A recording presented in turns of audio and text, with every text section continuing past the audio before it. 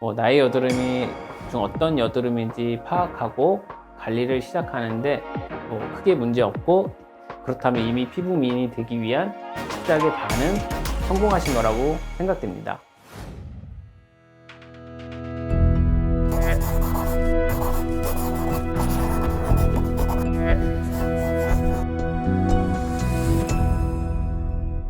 안녕하세요. 피부도 디자인이다의 PD쌤 최지훈입니다.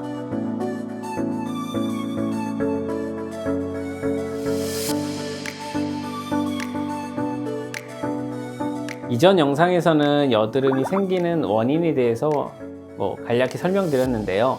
이제는 본격적인 치료에 앞서서 여드름 종류를 설명드리고자 합니다. 건강하고 예쁜 피부를 위해서 제일 먼저 해야 할 것은 내 피부가 어떤 피부인지 알아야 하는 것인데요. 사람마다 여드름이 생기는 종류가 다르기 때문에 오늘은 어떤 여드름이 있고 종류에 따라 관리하는 팁이나 치료 방법에 대해서 간략히 소개해 드려 보겠습니다. 사실 일반적으로 조목조목 하나씩 소개해 드리기에는 무수히 많은 여드름의 종류가 있는데요. 예를 들면 크게 시기와 환경적으로 구분해서 신생아 여드름, 소아 여드름, 유아 여드름, 사춘기 전 여드름, 전격성 여드름 등으로 구분하기도 하고요. 여드름이 생기는 양상에 따라 면포성 여드름, 구진성 여드름, 농포성 여드름, 결절성 여드름, 낭종성 여드름 등으로 구분되기도 합니다. 피부과 전문의가 될 부분이 아니라면 전부 이해하실 필요는 없을 것 같고요. 누구나 일반인들도 쉽게 구분할 수 있는 대표적인 여드름 형태로 크게 좁쌀 여드름, 구진성 여드름, 화농성 여드름 이 세 가지 종류에 대해서 이해하시면 나의 여드름이 중 어떤 여드름인지 파악하고 관리를 시작하는데 크게 문제 없고, 그렇다면 이미 피부 미인이 되기 위한 시작의 반은 성공하신 거라고 생각됩니다. 좁쌀 여드름은 이제 호르몬 등의 영향으로 피지 분비가 많아지거나 모공의 입구가 좁아져서 피지가 원활하게 배출되지 못하면서 안쪽으로 피지가 고여 하얗게 보이게 되는 걸 말하는데요. 이렇게 하얗게 보여지기 때문에 이 좁쌀 여드름을 화이트 헤드라고 말하기도 하고요.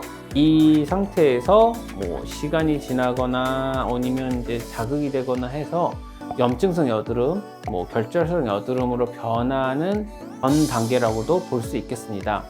좁쌀 여드름, 화이트 헤드는 보습 등으로 피부의 밸런스를 잘 관리를 한다면 자연스럽게 치료가 되는 경우도 있지만, 무리하게 여드름을 짜려고 한다거나 하면 오히려 염증성 여드름으로 변할 수도 있습니다. 그리고 여드름균이 더 증식하거나 아니면 더 나쁘게는 2차 감염이 돼서 이제 화농성 여드름이 되고, 심하면은 얼굴에 세균 감염에 의한 봉화지겸이라든가 이런 쪽으로 진행할 수도 있습니다. 구진성 여드름 또한 이제 화농성 여드름의 일종이라고 할 수 있는데요. 넓은 면적으로 분포된 여드름을 가지신 분들이 많이 고민해서 치료를 원하시는 여드름 종류 중 하나의 종류라고 볼 수 있습니다.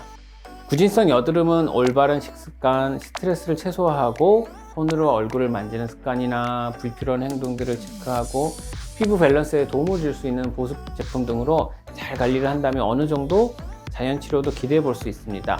하지만 대부분 쉽게 해결하지 못하기 때문에 병원에 내원해서 상담을 받고 치료를 병행하는 게 좋겠습니다.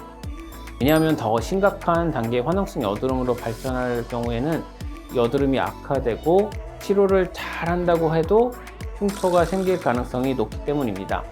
우리가 코로나19 전염병의 전염 속도나 상황에 따라 1단계, 2단계, 2.5단계 조치를 취하게 되잖아요. 나중에 여드름 흉터가 생기면 더 치료가 어려워지고 치료 시간이나 효율이 떨어지기 때문에 1단계로 좁쌀 여드름, 화이트헤드 단계에서 여드름이 생기는 경우 잘 관리하여 여드름이 진행되지 않도록 한다면 좋을 것 같고요. 습관 등 안 좋은 습관들을 개선시켜주고 깨끗한 세안과 보습 관리를 잘해서 1단계에선 충분히 개선 효과를 보실 수 있습니다. 2단계로 염증이 생겨 붉은 여드름이 크게 혹은 작게 올라와서 염증이 심해지기 시작한다면 피부과에 내원해서 적절한 치료를 병행해서 일상생활에 무리가 없는 관리를 받으실 수 있을 것 같습니다. 그 이후에 여드름에서 고름이 나오거나 피가 나오거나 작고 넓게 분포되어 있던 여드름이 크게 커지면서 보기에도 안 좋고 또한 압통이 느껴지신다면 주머니 형태의 여드름이 생기기 전 단계로 볼 수 있겠는데요. 꼭 병원에 내원해서 치료를 받는 것이 흉터 없이 깨끗한 동안 피부로 관리할 수 있는 방법이 되겠습니다. 외모로 판단을 해서는 안 되겠지만 첫 만남 시 이성을 보는 기준 중 가장 높은 부위가 얼굴이라고 합니다.